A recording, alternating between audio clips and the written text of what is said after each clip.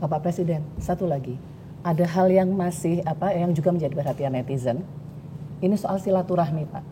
Mungkin karena situasinya masih situasi Lebaran ya.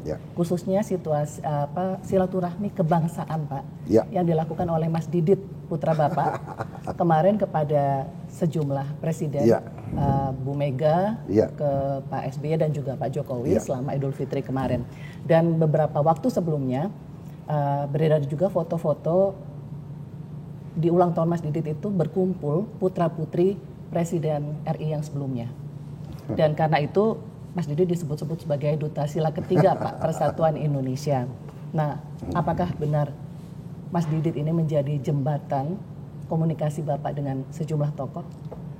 Jadi begini ya, anak saya Didit itu sudah lama, jadi dia itu memang bersahabat dengan banyak orang dan dia bersahabat sama mereka itu. Jadi selalu kalau ada masalah politik beliau tanya, bapak saya diundang makan oleh si A, anaknya tokoh politik, gimana Pak? Boleh, kamu harus bersahabat, saya ajarin nilai saya. Didit jangan punya musuh.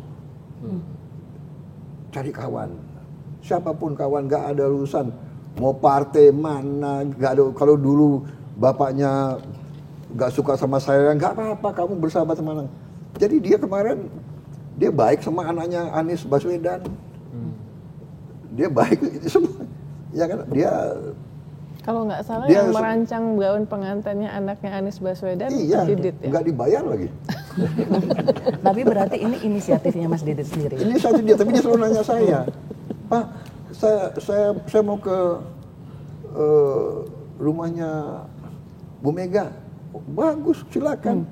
Saya mau telepon Pinka, jadi teman dia kan, gitu. Putrinya Mbak Puan. Monggo, silakan. Mas Didit cerita nggak Pak, apa yang diobrolin dengan Bu Mega pada Bapak? Ngobrolin ya yang baik-baik aja ya, yang dia hubungannya baik sama Ibu Mega dari dulu, dan sama Mas AHY dia baik, sama semua. Saya heran juga, jadi oke, dia bisa kumpulin yang aku nggak bisa kumpulin, dia bisa kumpulin. Dan dia ada nakalnya, kadang-kadang dia kumpulin, dia nggak kasih tahu dia nggak kasih tahu saya. Jadi saya datang, surprise untuk Bapak ya. Jadi saya kira itu bagus. Saya mengatakan, ya lawan politik Bapak itu bukan musuh Bapak. Apalagi dari masalah kamu. Kamu harus baik sama semua orang. Berbeda itu bagi saya biasa, ya kan? Benar nggak? Orang kita bertanding kan. Saya ini dulu ya waktu muda ya suka bela diri kan. Kalau masuk matres itu kan, pingsan juga kita, ya kan? Habis itu kita berdiri kasih tangan, ya kan? Itu dididik begitu, ya kan? Padahal babak belur kita kalau kalah, ya kan? Nggak apa-apa. Ya kadang-kadang, tapi saya senang dia nangkep itu. Oh, saya nggak apa-apa. Saya bilang, Bapak suka kalau kamu bersahabat sama siapapun. Dia begitu. Jadi boleh nggak saya diundang sini, boleh nggak? Boleh, nggak ada masalah, ya kan? Dan itu ditanggapi baik ya oleh semua orang menurut saya, ya kan?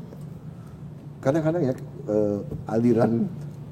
aliran kita keluarga, saya masuk keluarga saya loh, yang dulu-dulu itu, begini. Jadi ada pelajaran ya, mungkin klan ya, klan itu. Dulu bapaknya dia nggak sopan sama bapak kita, gitu. Ada kan? Sering begitu kan? Dulu dia tidak sopan sama, dulu gitu, ya. Kalau saya bilang udah nggak apa-apa, ya kan? Dulu sekarang beda. Mungkin juga, umpamanya kita berbeda pendapat ya.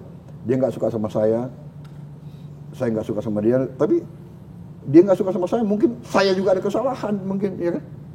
Namanya anak muda, bener nggak? Kadang-kadang saya sembrono juga gitu loh. Karena saya ini banyak pendidikan di barat kan waktu itu. Ini contoh saya cerita ya.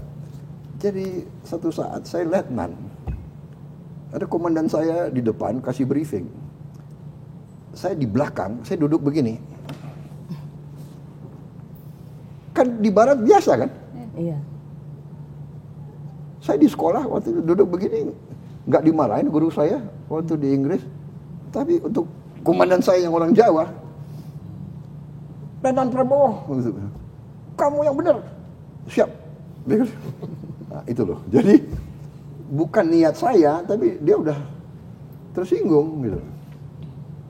Hal-hal kecil seperti itu, ya kan? Kadang-kadang umpamanya anak muda tolak pinggang, kan di budaya Barat itu tolak pinggang nggak apa-apa, ya kan? Dengan orang Indonesia senior, mana tolak pinggang, ya? Kira-kira begitu.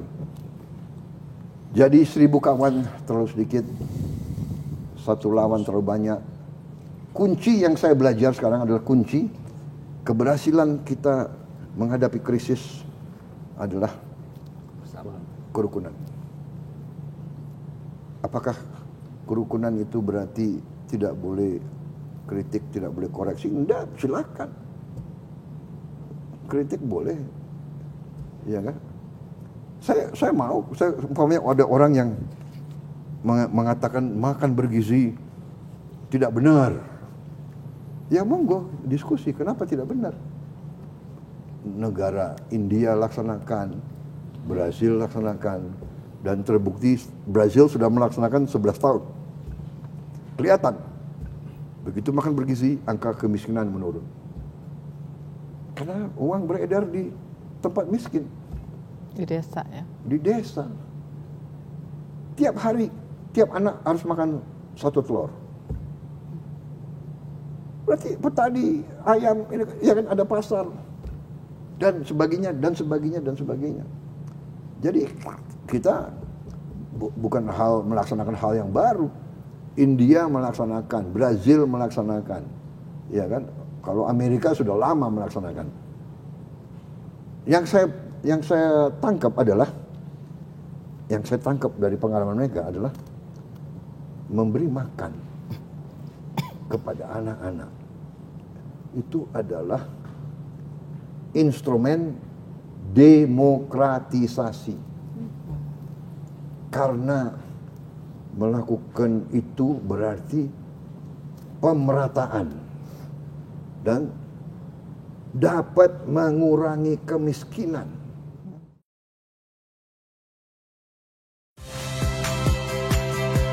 Saya Friska Clarissa.